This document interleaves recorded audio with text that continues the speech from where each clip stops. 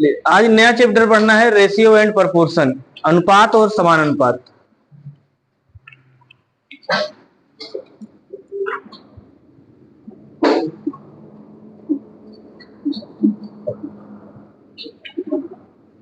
Ratio and proportion.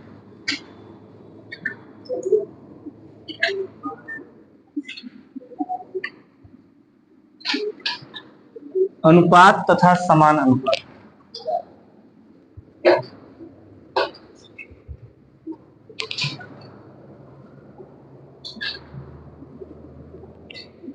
देखिए, अगर हम अनुपात के शाब्दिक अर्थ की बात करें, अनुपात, तो अनुपात का अर्थ कितना होता है? अनुपात का मतलब सीधे सीधे कह सकते हैं शर्त से है, शर्त।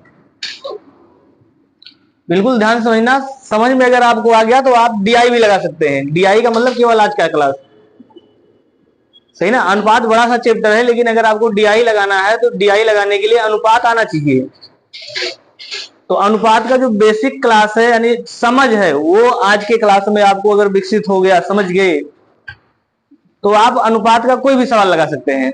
तो अनुपात क्या होता है भैया? अनुपात शर्त है। जैसे अगर ये लिख दिया गया कि दो लोग हैं ए और बी, इनके उम्र का अनुपात, या दो लोग हैं, इनके आय का अनुपात कितना है? 2:5 है। किसका अनुपात हमने कहा है? आय का। इसका अर्थ ये हुआ कि ये शर्त है कि अगर ये ए वाला 2 रुपया कमाएगा तो बी वाला कितना कमाएगा?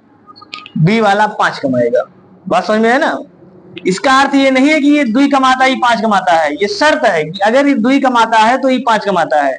इसका अर्थ ये भी हो सकता है कि अगर ये 4 कमाता होगा तो ये 10 कमाता है, ना। अगर ये 400 कमाते होंगे तो ये कितना कमाएंगे? 1000 कमाएंगे। ये अगर 2 लाख कमाएंगे तो ये 5 लाख कमाएंगे। ये 2 करोड़ कमाएंगे तो ये 5 करोड़ कमाएंगे। यानी गारंटी नहीं है कितना कमाएंगे। बात समझ में है ना? यानी एक्चुअल मान कितना है ये नहीं पता है, ये शर्त लिखा है। तो वही हमने कहा कि अनुपात का अर्थ क्या होता है? शर्त।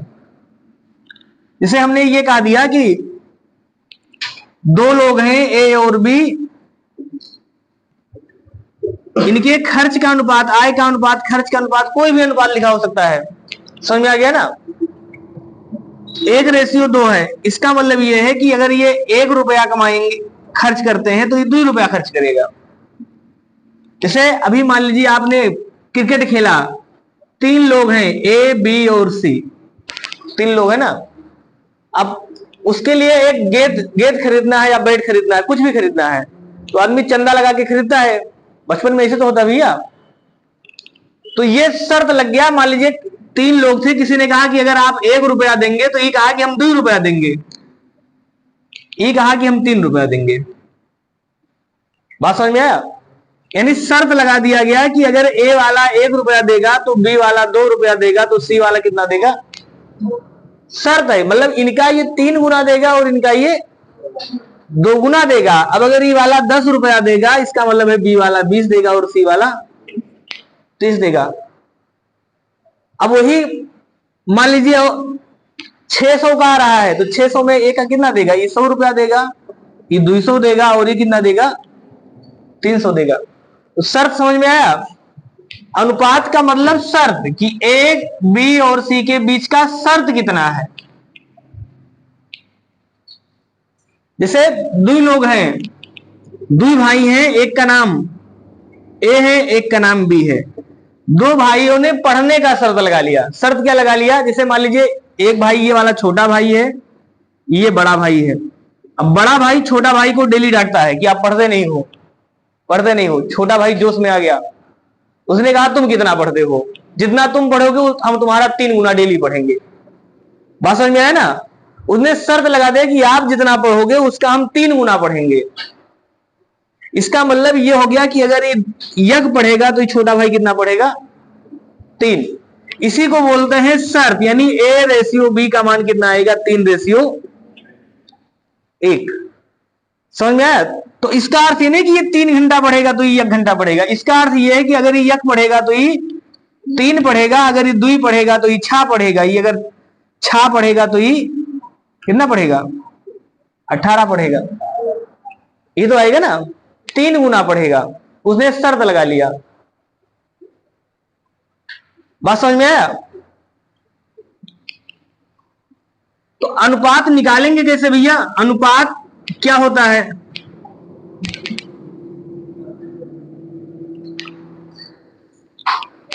लिख लेना सब लोग अनुपात।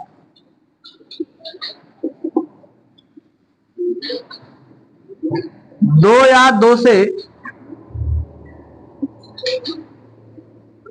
अधिक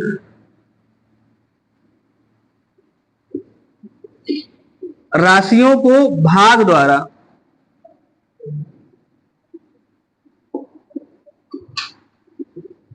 प्रदर्शित करना अनुपात कहलाता है।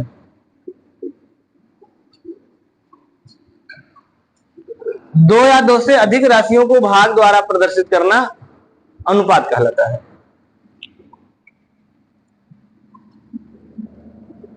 अनुपात कैसा मान है? तो अनुपात सापेक्ष मान है। सापेक्ष मान है। सापेक्ष मान का मतलब ये होता है जिसमें मात्रक ना हो। सापेक्ष का मतलब होता है मात्रक ना हो,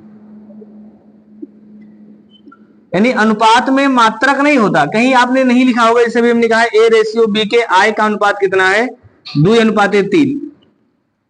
ये तो है ना, यानी मात्रक उसमें नहीं लिखा होगा कि ये 2 रुपया ये 3 रुपया। शर्त है कि अगर ये 2 होगा तो ये 3 होगा, ये 200 होगा तो ये 300 होगा। तो सापेक्ष मान है। और अनुपात किन राशियों का निकलता है? अनुपात हमेशा सजातीय राशियों का निकलता है। सजातीय का मतलब हाँ, मात्रक बराबर होना चाहिए। समझ में आ गया ना? अनुपात निकालने के लिए मात्रक बराबर होना चाहिए। अगला पॉइंट लिखना, अनुपात हमेशा सजातीय राशि का निकलता है। अनुपात हमेशा सजातीय राशियों का निकलता है। सजातीय का मतलब होता है मात्रक समान हो।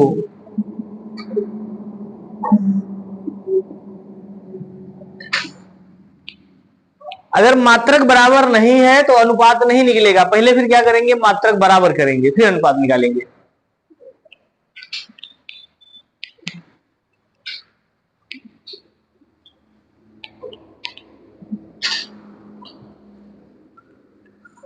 यहां तक किसी को दिक्कत हो बताए?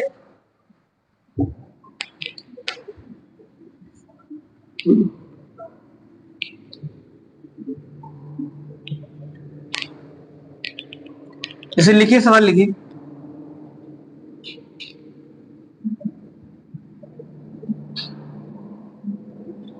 यदि ए की उम्र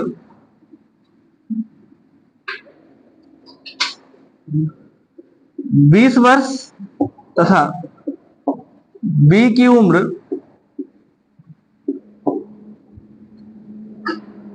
30 वर्ष है, तो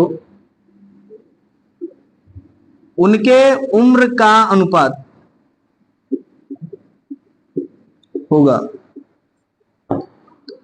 तो अनुपात कैसे निकालेंगे? देखिए, हमने क्या कहा? भाग द्वारा लिख दीजिए, यानी ए का उम्र बटा बी का उम्र। इफ पढ़े ना, दो या दो से अधिक राशियों को भाग द्वारा प्रदर्शित करना अनुपात कहलाता है। तो ए का उम्र बटा बी का उम्र। ए का उम्र कितना है? 20 वर्ष। बी का उम्र कितना है? 30 वर्ष। अब दोनों का मात्रक बराबर है, वर्ष यहां भी है वर्ष यहां भी है, तो अनुपात निकाल लेंगे। वर्ष से वर्ष कैंसिल, क्योंकि वर्ष से वर्ष कट जाएगा, इसीलिए हमने लिखा था कि यह जो मान है ये सापेक्ष मान है। सापेक्ष का मतलब अनुपात जो मात्रक है वो नहीं आएगा, मात्रक कट जाएगा हमेशा। 10 से काट देंगे, 10 दूना 20, 10 यही, इसका मतलब ये आ गया 2/3। तो ये 2/3 लिखा है, यही ए और बी का अनुपात है। तो ए का उम्र अनुपात बी का उम्र कितना जाएगा? 2:3 लग जाएगा सबका। अब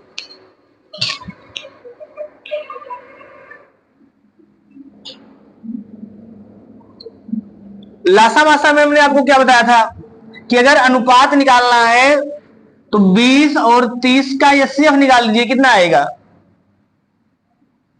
20 और 30 का एचसीएफ कितना आएगा? 10। और 10 से अगर दोनों में भाग कर देंगे तो 10 दूना 20, 10 यहीं वहां से भी आ जाएगा।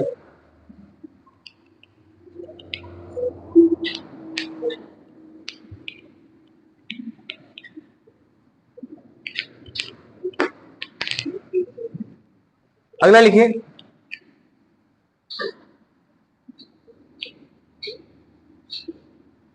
ए बी तथा सी तीन भाइयों के आय का अनुपात। तीन भाइयों का आय क्रमशः 12,000, 15,000 तथा 8,000 है। तो उनके आय का अनुपात है,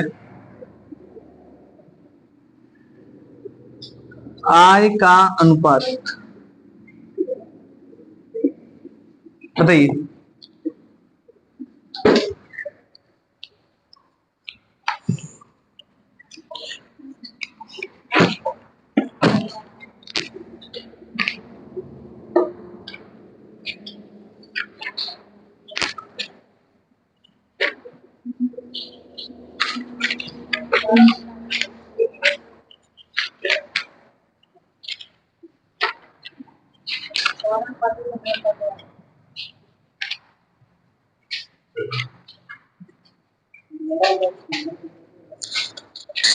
सही है भैया सबका।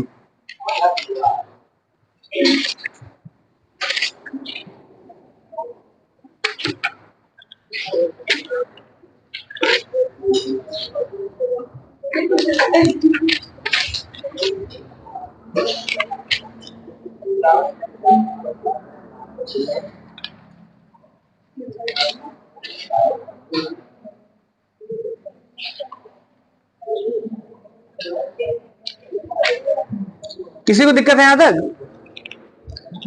देखिए, ए का आय, बी का आय और सी का आय। तो ए का आय कितना है? 12,000। बी का आय है 15,000 और सी का आय है 8,000। तो तीनों को भाग कर देंगे, 3 3 जीरो तीनों में कट जाएगा। बस अब कटेगा नहीं, यानी यहाँ 12 है, यहाँ 15 और यहाँ 8 है। तो बस यही अनुपात है, 12, 15 और 8 का अनुपात है। लग गया था ना सबका? आगे लिखिए।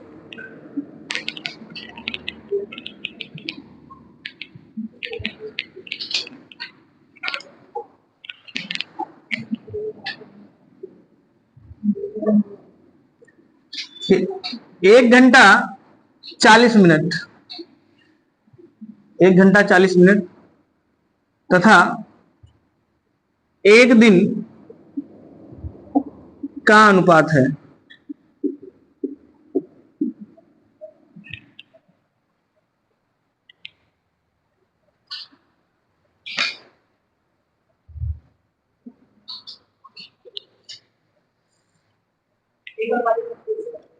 एक अनुपात 36। बाकी बताइए भैया, सब जल्दी जल्दी बताइए। बिल्कुल माइनस लेवल से पढ़ा रहे हैं।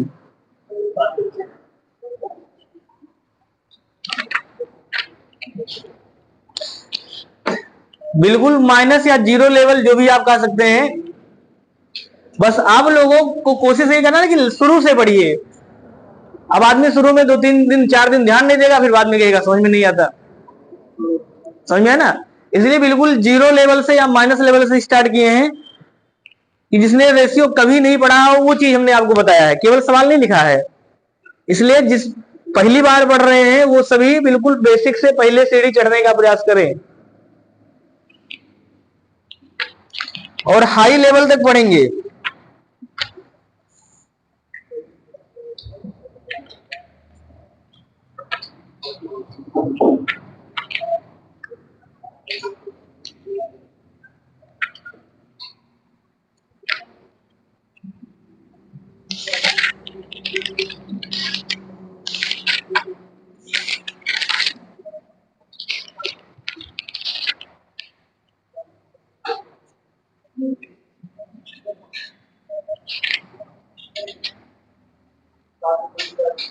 कौन सा भैया?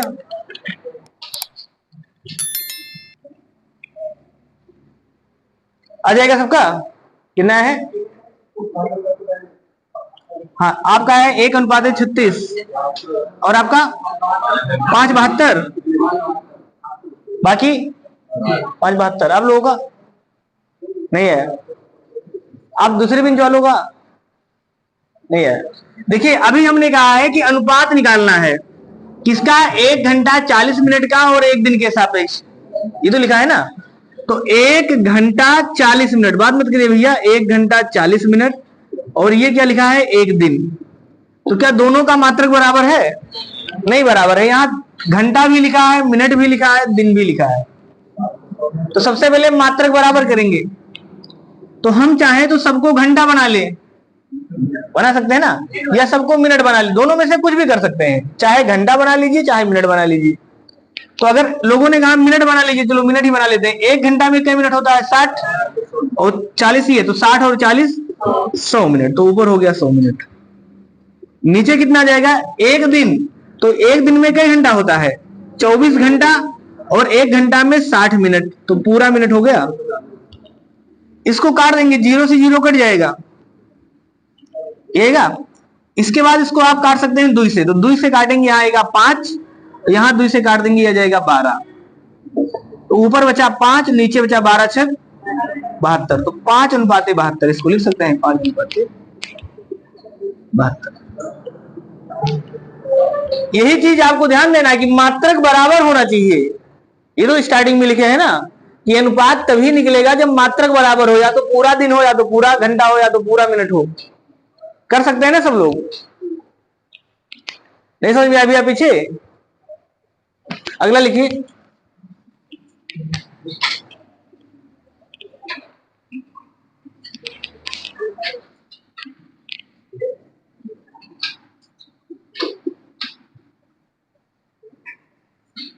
एक व्यक्ति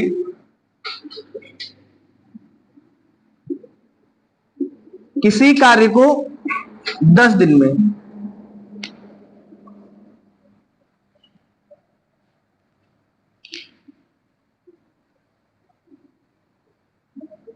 या ऐसे लिख सकते हैं, चलिए आप बता।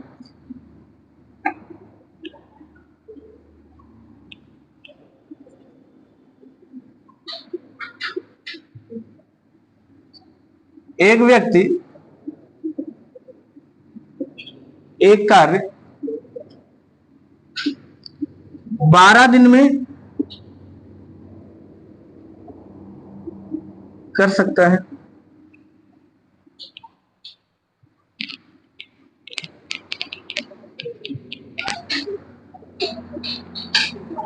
तथा दूसरा व्यक्ति उसी कार्य को 20 दिन में कर सकता है। तो दोनों के कार्य क्षमता का अनुपात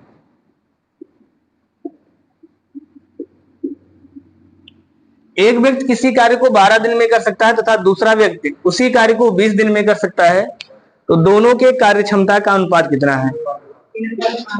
3:5।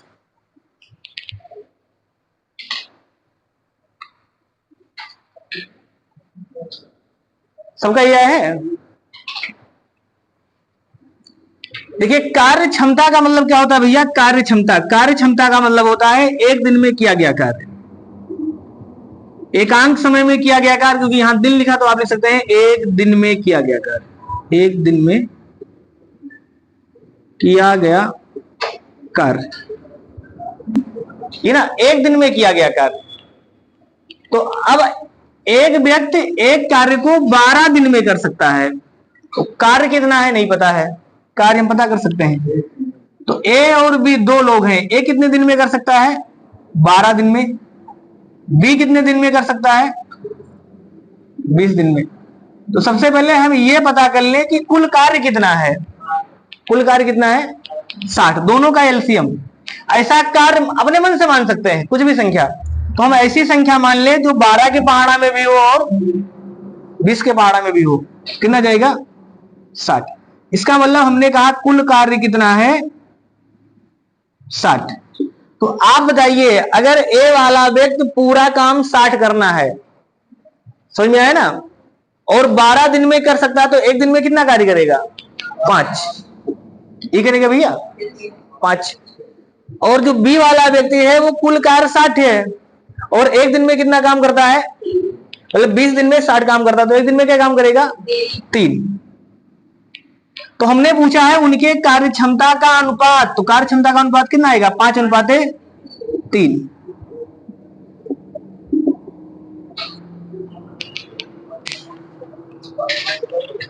5:3। हाँ बताइए। आप लोगों ने इसी का निकाल दिया, 3 चौक 12 है ना, 5 3 15 5 चौक 20।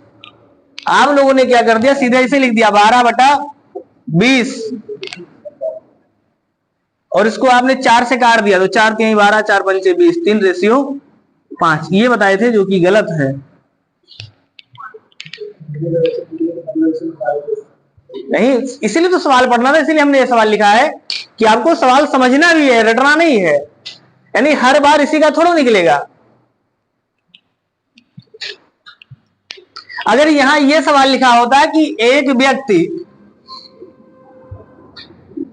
के एक दिन का कार्य, एक दिन का, या एक दिन में, एक व्यक्ति एक दिन में, ऐसे सवाल लिखा होता है एक व्यक्ति एक दिन में 12 काम करता है। बात समझे? एक व्यक्ति एक दिन में 12 काम कर सकता है तथा दूसरा व्यक्ति एक दिन में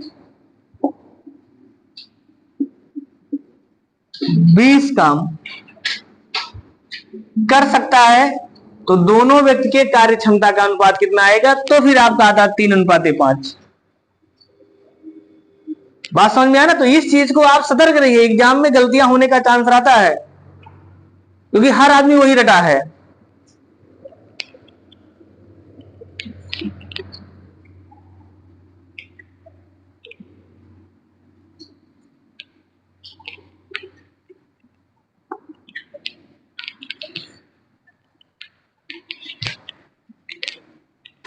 अगला सवाल लिखिए।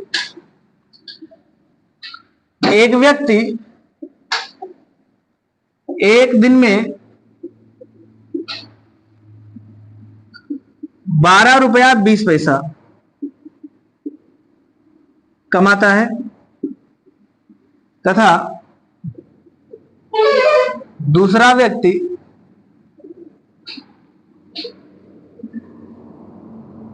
एक दिन में 8 रुपया कमाता है। तो दोनों के आय का अनुपात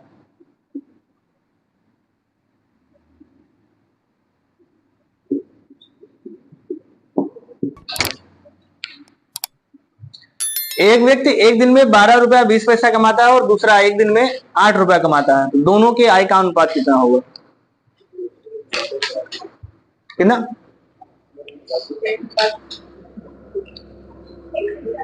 140।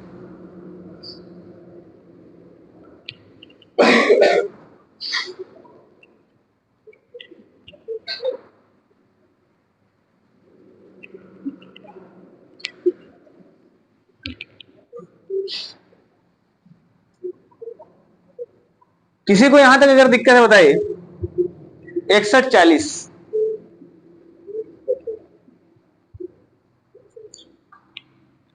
देखिए, पहले व्यक्ति का आय, पहले व्यक्ति का आय बटा दूसरे व्यक्ति का आय। तो पहले व्यक्ति का आय कितना है? 12 रुपया 20 पैसा तो अगर रुपया में लिखेंगे तो 12.20 ही लिखेंगे ना, बटा दूसरे का लिखा है 8 रुपया जी। हमने कहा अनुपात निकालना है, तो ये भी रुपया में है, ये भी रुपया में है, समझ में आया ना। तो हम इसको सीधे सीधे सॉल्व कर सकते हैं, दशमलव यहां भी है, दशमलव यहां भी है, इसको हम हटा दें, दशमलव हट जाएगा, तो ये हो जाएगा 1220 और ये हो जाएगा 800, तो 0 से 0 कट जाएगा। इसके बाद इसको हम काट सकते हैं 2 से, तो ये हो जाएगा 61 और ये हो जाएगा 40, तो ये आ जाएगा 61:40।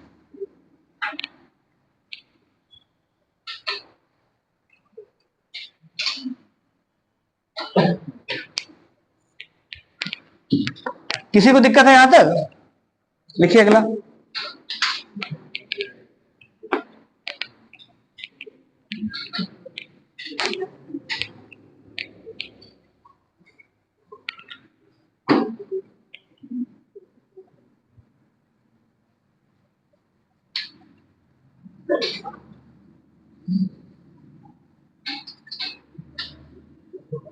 एक मीटर 12 सेंटीमीटर तथा 2 मीटर 48 सेंटीमीटर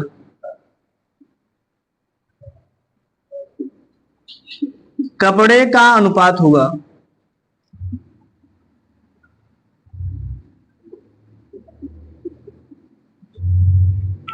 एक मीटर 12 सेंटीमीटर और 2 मीटर 48 सेंटीमीटर कपड़े का अनुपात कितना होगा?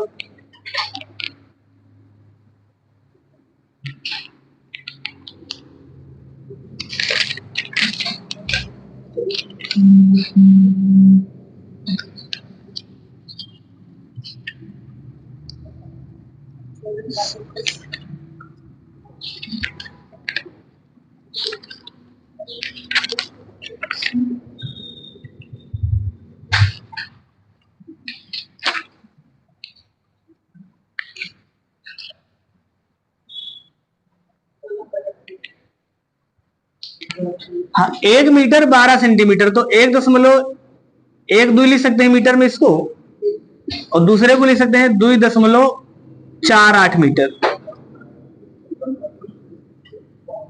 तो दशमलव के बाद यहां भी 2 अंक है, दशमलव के बाद यहां भी 2 अंक है, दशमलव आप छोड़ सकते हैं, यानी ये हो जाएगा 112, मीटर से मीटर कट जाएगा, 112/248। तो ये 112 इससे कटेगा 8 से, हाँ 2 से भी काट सकते हैं, 2 से अगर काट दें या 4 से काट दीजिए, तो 4 दूनी 8 और क्या हुआ, हाँ नहीं 4 से काट देते हम, 26 आ जाएगा, और यहाँ 4 से काट देंगे तो 4 6 24, 4 8 4 32, 28 और यहाँ कितना आ जाएगा आपका 62। फिर से आप इसको 2 से काट सकते हैं, 14:31, तो ये आ जाएगा 14:31। कितने लोगों का नहीं आया था ये भी सवाल? आ गया था सबका? पीछे भैया नहीं आया था, कहां दिक्कत है बताइए? तो कुछ तो बताइए ना सर, काटने में दिक्कत है, कैलकुलेशन में दिक्कत है, कहां दिक्कत है? क्या हुआ? बोलिए, आराम से बोलिए, कहीं दिक्कत? अच्छा उतार रहे थे,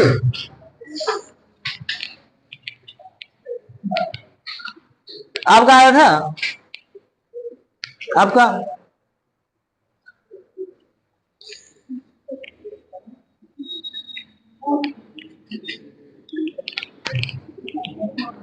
चलिए शांत रहिए आप लोग। अगला क्वेश्चन लिखिए। 1 घंटा 5 मिनट तथा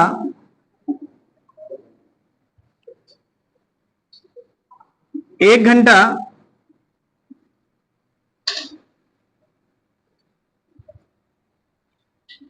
12 मिनट का अनुपात होगा। बताइए, सब मत बताइएगा भैया, बताइए, आप बताइए, रूबी आप बताइए, बताइए इसका उत्तर। बाकी लोग लगा के बैठे रहे, जब पूछेंगे तब बताइए।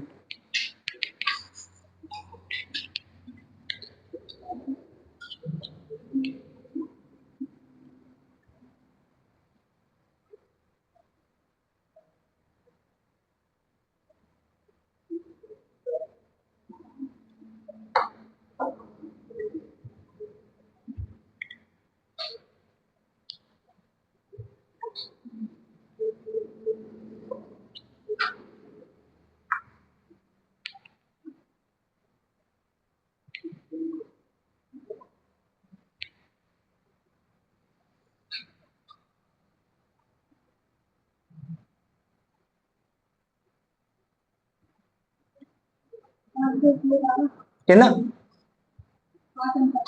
5:12। बाकी बताइए भैया, आप बताइए आकाश,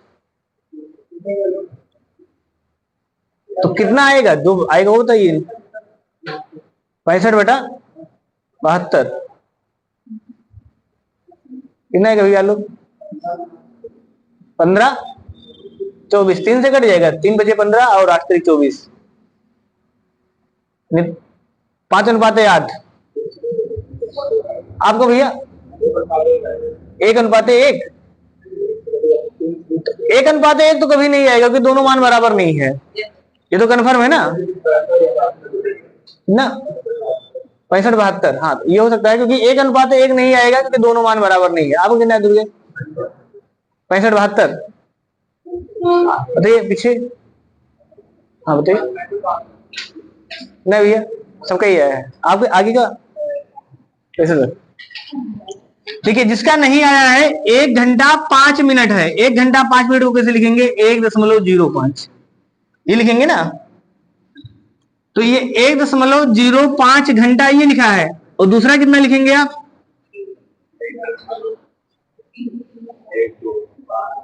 दूसरा कितना लिखेंगे? अच्छा इसको क्या 1.05 को 1.05 घंटा लिख सकते हैं?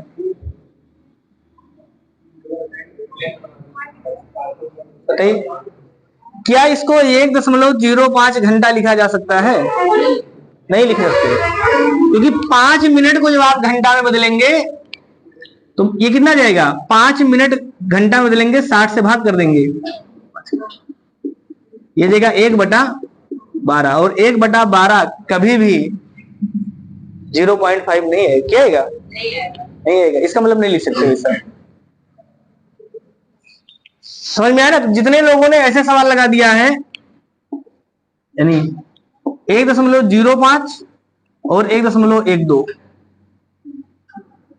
ऐसे कितने लोग लगाए सवाल? हाँ तो अगर ऐसे लगाए होते तो आप देखिए कैसे बदल सकते हैं। 1 घंटा 5 मिनट का मतलब हुआ 1 घंटा में क्या मिनट? 60 और 5 65 मिनट बटा, यहां कितना करेंगे? 1 घंटा में 60 मिनट हो रही है, 72 मिनट, तो मिनट से मिनट कट जाएगा, 65/72 ये आएगा। यहां सॉल्व करिए तो क्या यहां आएगा ये मान? दशमलव से दशमलव आप अगर हटा भी देंगे तो ये हो जाएगा 105/112, नहीं आएगा ना। तो इसलिए ये ध्यान रखिए कि 1 घंटा 5 मिनट को ऐसे नहीं लिखा जा सकता। क्लियर है ना? अगर ऐसे लिख देंगे तो फिर चीजें गड़बड़ है। लिखिए अगला सवाल लिखिए भैया।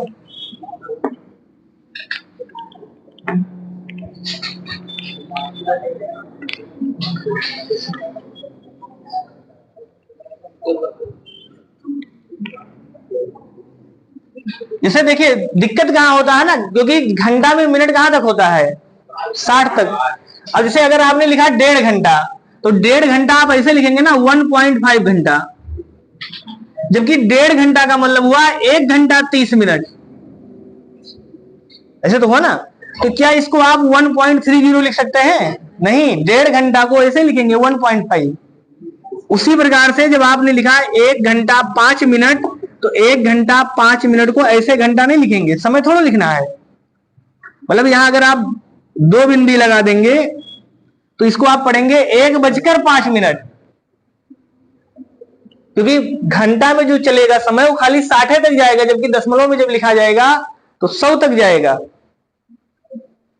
समझ में ना? इसलिए दोनों में अंतर होता है। तो ये यहां आप सतर्क रहिए, इसे लगा के चले आएंगे गलत हो जाएगा सवाल।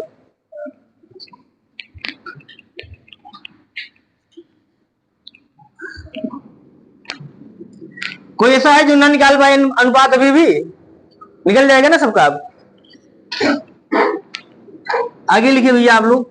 देखिए अनुपात का ये बेसिक चीज है, इसको अनुपात को हम लोग पार्ट वाइज पढ़ेंगे, छोटे छोटे पार्टों में पढ़ेंगे ताकि आपको समझ में अच्छे से आए। तो इसका पहला टाइप लिखना आप, टाइप 1।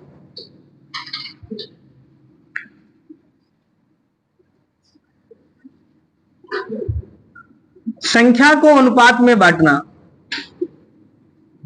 संख्या को अनुपात में बांटना सबसे इंपॉर्टेंट है। पूरा का पूरा मैथ इसी पे चलेगा, केवल आज नहीं, जब तक आप जिएंगे तब तक मैथ में इस कॉन्सेप्ट का काम लगेगा पूरे मैथ में। संख्या को अनुपात में बांटना हर चैप्टर में, चाहे आप रेशियो पढ़ रहे हो, चाहे आप लासा क्या नाम है, रेशियो पढ़ रहे हो, चाहे आप अभी इसके आगे पढ़ेंगे पार्टनरशिप, वहां भी सवाल आएगा, ठीक ना। प्रतिशत पढ़ेंगे, वहां भी सवाल आएगा, कहीं भी पढ़ेंगे यही पहला टाइप का ज्यादा इंपॉर्टेंट है, क्योंकि पहला टाइप बेसिक है। दिए गए संख्या को अनुपात में बांटना, कैसे बांटते हैं देखिए, बिल्कुल बेसिक बता रहे हैं। मान लेते हैं, माना कोई संख्या n है, कोई संख्या n है, उसे a अनुपात b अनुपात c में बांटना है, बांटना है। तो पहला भाग कितना होगा, पहला भाग, तो पहला भाग होगा भैया n गुणे a, n गुणे a बटा a plus b plus c। समझ में आ गया ना। n यानी संख्या में a का गुणा होगा, पहले का पहला भाग निकालना है, तो बटा में तीनों का योगफल। ऐसे दूसरा भाग कितना आ जाएगा, दूसरा भाग हो जाएगा n गुणे b बटा a plus b plus c। इसी प्रकार से तीसरा भाग n गुणे c बटा a plus b plus c। ये किसी भी संख्या को अनुपात में बांट सकते हैं। जहां a plus b plus c को हम लोग क्या बोलते हैं, अनुपातिक योग, अनुपातिक योग इसे बोला जाता है। a plus b plus c बराबर अनुपातिक योग। तो हम सीधे सीधे ये कह सकते हैं, जिस भाग को आपको निकालना है संख्या में उस भाग का गुणा कर देंगे, बटा में अनुपातिक योग लिख देंगे। समझ में आ गया ना। मतलब हमने एबीसी 3 ही लिखा है, ये 4 5 6 कुछ भी हो सकता है। तो नीचे क्या लिखेंगे, जितना अनुपात लिखा होगा नीचे सबका योग, और जिस नंबर वाला भाग निकालना होगा उस नंबर का गुणा ऊपर। किसी को यहां तक दिक्कत है। तो पहला टाइप है संख्या को अनुपात में बांटना।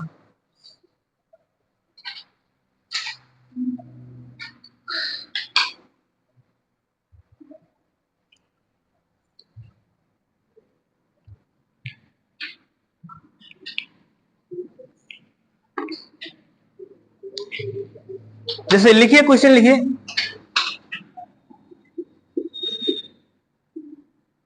एक व्यक्ति के पास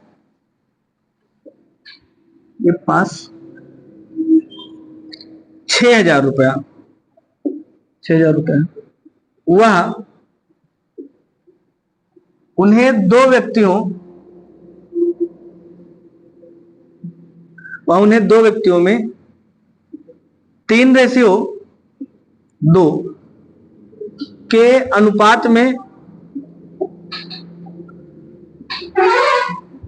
बांटता है। तो पहले व्यक्ति का हिस्सा होगा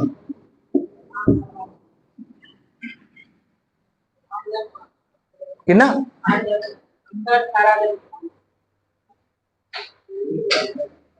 कैसे बता रहे हैं, 4,000 और 2,000।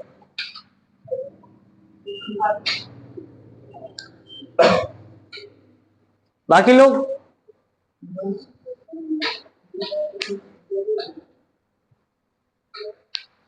कितना है भैया, 4,000 और 2,000। और लोग बताइए, 3,600। इसीलिए कहा था ना बहुत सीरियस होके पढ़िए,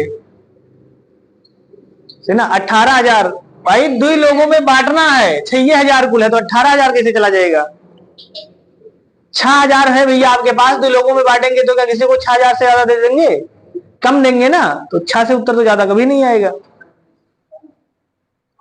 तो देखिए हमने कौन सा भाग पूछा है? पहले व्यक्ति का हिस्सा, समझ लीजिए सब। तो पहले व्यक्ति का हिस्सा बताना है, पहले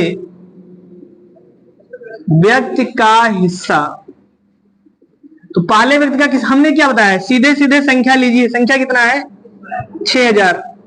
इसमें पहला का पूछा है तो पहला भाग कितना है?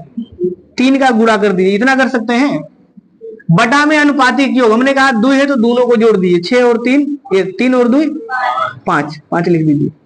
5 से इसको काट देंगे, 12 पंचे 60, 1200, 12 यही 3600। तो यही उत्तर है, बताइए। आप लोग अपना बुद्धि लगाते हैं, इस बोर्ड पर भरोसा नहीं है, सब अपने मन से कुछ भी लिखे जा रहे हैं।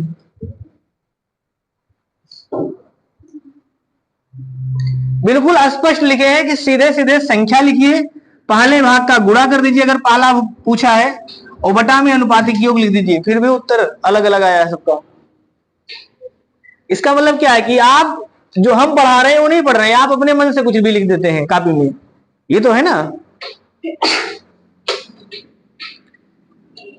अब देखिए अगर यही इसी चीज को एग्जाम में लगाना हो, ये तो हो गया बिल्कुल बेसिक चीज, अगर यही चीज आपको एग्जाम में लगाना है तो कैसे लिखेंगे? हमने क्या कहा? अनुपात का मतलब क्या होता है भैया? शर्त, ये तो बताया ना। अब बेसिक में छोड़ के सीधे सीधे एग्जाम पे चलते हैं। अनुपात का मतलब होता है शर्त। ये शर्त लगा है कि अगर पहले वाले को 3 रुपया मिलेगा तो दूसरे वाले को कितना मिलेगा? 2 रुपया मिलेगा।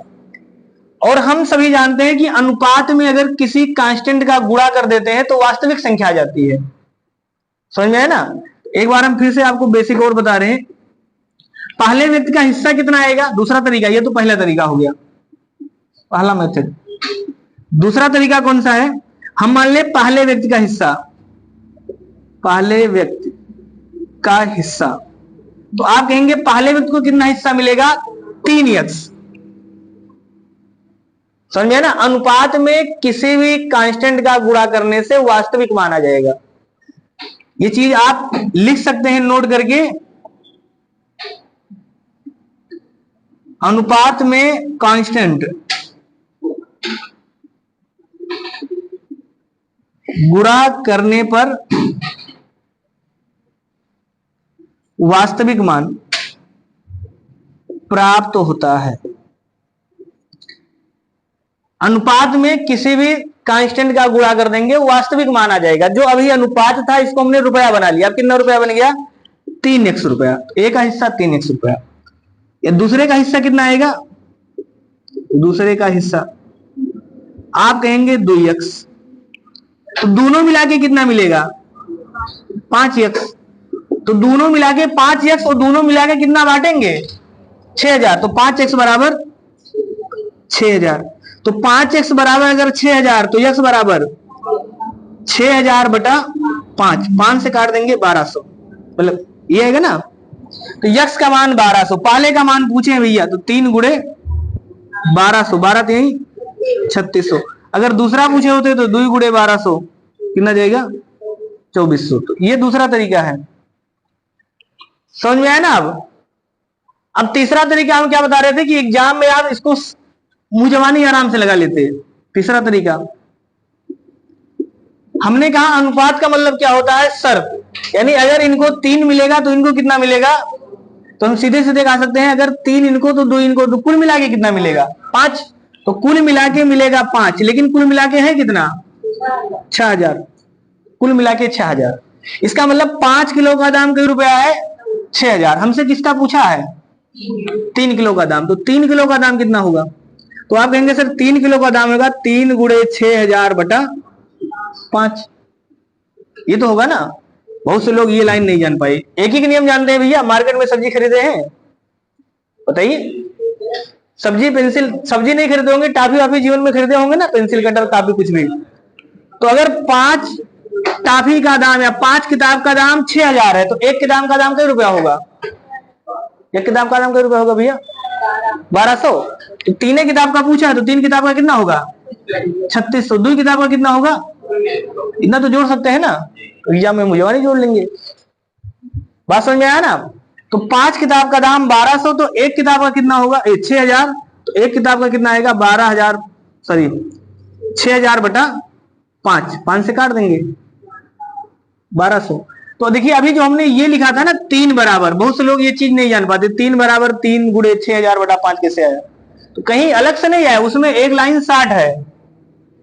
5 किलो का दाम अगर 6000 है तो सबसे पहले एक एक नियम से 1 किलो का ही दाम निकालते हैं। तो एक का दाम कितना आएगा, आप देंगे 6000 बटा 5, तो 3 किलो का दाम कितना होगा, तो 1 किलो का दाम इतना, तो 3 किलो का दाम हो जाएगा, 3 का गुणा कर देंगे, 3 गुणे 6000 बटा 5। तो जो यहां से ये वाला लाइन लिख रहे थे उसमें ये वाला लाइन 60 था, मतलब छोड़ दिया गया था, सही है ना। तो बहुत से लोग जब इस लाइन के बाद ये लाइन लिखो तो सोचते ही कैसे लिखा जा रहा है। तो ये जिसका बेसिक क्लियर नहीं है, कमजोर है, वो इस चीज को समझे कि इस लाइन के बाद ये लाइन आने का मतलब है कि ये जो 6000 बटा 5 लिखा है ये 1 किलो का दाम है, उसी में 3 का गुणा कर दिया गया, 3 का आ गया। समझ में आ गया ना। 2 का पूछेगा तो 2 का गुणा कर देंगे। इसी को सॉल्व कर लिए थे तो ये आ जाएगा 1200, 3 का गुणा कर देंगे 3600। अभी भी किसी को ना समझ में आया हो बताइए, लग जाएगा। अब लिखिए दूसरा सवाल लिखिए।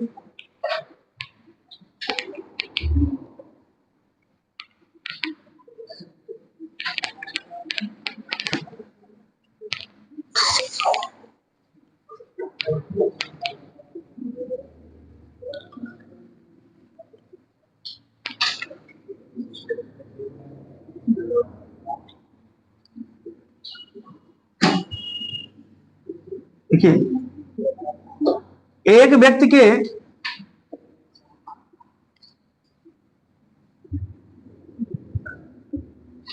3 पुत्र ए, बी तथा सी,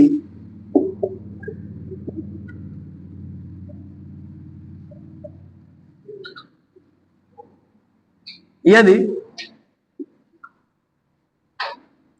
व्यक्ति के पास कुल 18,000 रुपया है तथा वह तीनों पुत्र में 2:3:4 के अनुपात में बांटता है, तो बी को कुल कितना रुपया मिलेगा, या बी का हिस्सा बताइए।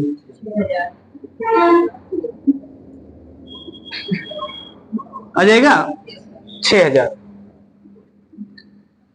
तो फिर से अब बी का पूछा है, बी का तो सबसे पहले हम क्या लिखा देंगे, 4 3 7 2 9, कुल कई यूनिट है 9। यानी हमने शर्त कहा कि शर्त क्या लगा भैया कि ए, बी और सी, ए को अगर 2 मिलेगा तो बी को मिलेगा 3, सी को मिलेगा 4।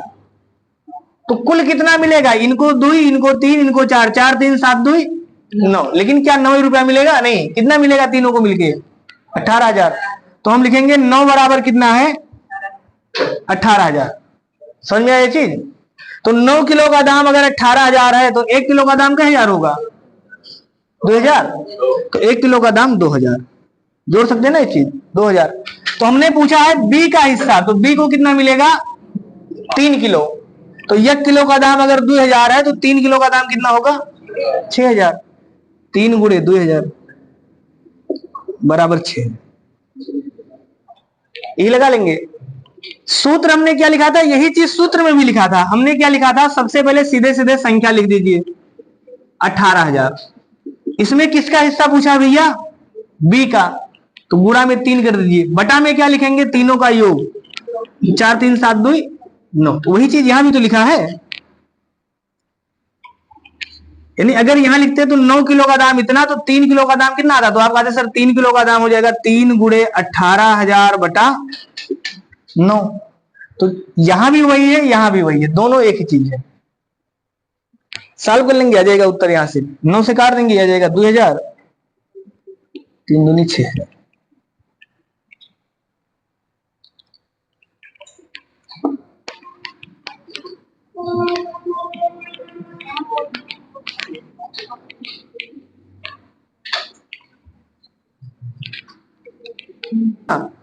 जैसे 6 का गुणज, तो 6 का गुणज 6 भी होगा, 12 भी होगा, 18 भी होगा, 24 भी होगा, 60 भी होगा। इसका मतलब न्यूनतम तो ज्ञात कर सकते हैं, अधिकतम मान ज्ञात करना संभव नहीं है। हाँ, लेकिन अगर ऑप्शन लिखा होगा तो ऑप्शन में जो सबसे अधिकतम मान लिखा होगा वो मान बता देंगे। बात समझ में आया ना? अब लिखा है पूर्णांकों को। पूर्णांकों को लिखने का मतलब क्या है भैया? पूर्णांक कौन सा होता है? पूर्णांक का मतलब जिसको दशमलव में ना लिखा जा सके। जैसे रुपया, तो रुपया को दशमलव में लिख सकते हैं कि नहीं? नहीं लिख सकते? लिख सकते हैं, बताइए। लिख सकते हैं रुपया को। 10 रुपया 20 पैसा लिखा जा सकता है ना भैया? 11 रुपया 40 पैसा, 2 रुपया 5 पैसा लिख सकते हैं। इसका मतलब रुपया के लिए ये कंडीशन लागू नहीं होगा। लेकिन जैसे विद्यार्थियों की संख्या, तो क्या विद्यार्थियों की संख्या में कहा जा सकता है कि एक क्लास में 13.5 लड़के हैं? नहीं, यानी लड़कों की संख्या, लड़कियों की संख्या, विद्यार्थियों की संख्या दशमलव में नहीं लिखा जा सकता। समझ में आ गया? जैसे किताबों की संख्या, तो क्या किताबों की संख्या को दशमलव में लिख सकते हैं? नहीं लिख सकते। भाई ये थोड़ा कह सकते हैं कि आपके पास 12.5 किताब है, या तो 12 किताब होगा या तो 13 किताब होगा। समझना? जैसे पेन की संख्या, तो पेन की संख्या को दशमलव में लिख सकते हैं? नहीं लिख सकते। तो वही चीज लिखा है कि जिन संख्या को केवल पूर्णांक में लिख सकते हैं उसका न्यूनतम मान कितना होगा? अनुपातिक योग के बराबर होगा। और अधिकतम मान कितना होगा? अनुपातिक योग के गुणज में होगा। इसके अलावा अगर कोई दूसरा मान आपने ले लिया तो उत्तर दशमलव में आ जाएगा, जो संभव नहीं है। बात समझ में आए हमारी? अब जैसे लिखिए क्वेश्चन। एक कक्षा में लड़के तथा लड़कियों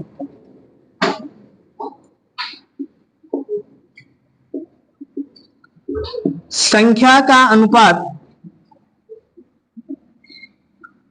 11:13 है, तो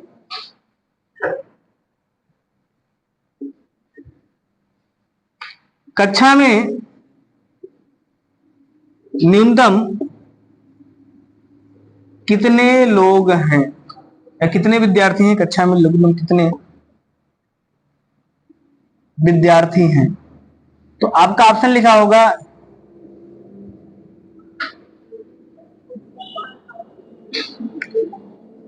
12, 15, 24,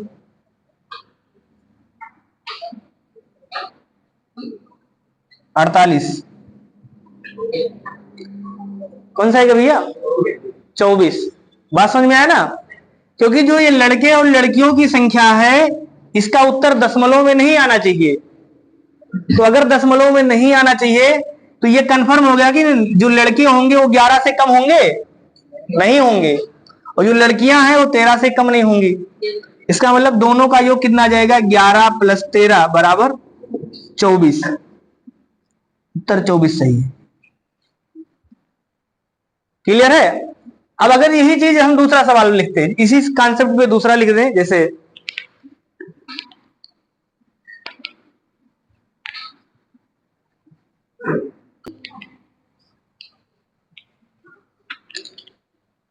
कौन सा लगाएंगे आप लोग? डी, बताइए।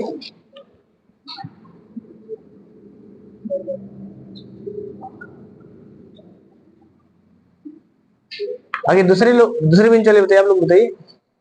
नहीं समझ में आया? बी वाला, डी। आगे आप बताइए बच्ची, कौन सा आएगा इसमें? नहीं समझ में आया? समझिए, फिर से शांत रहिए।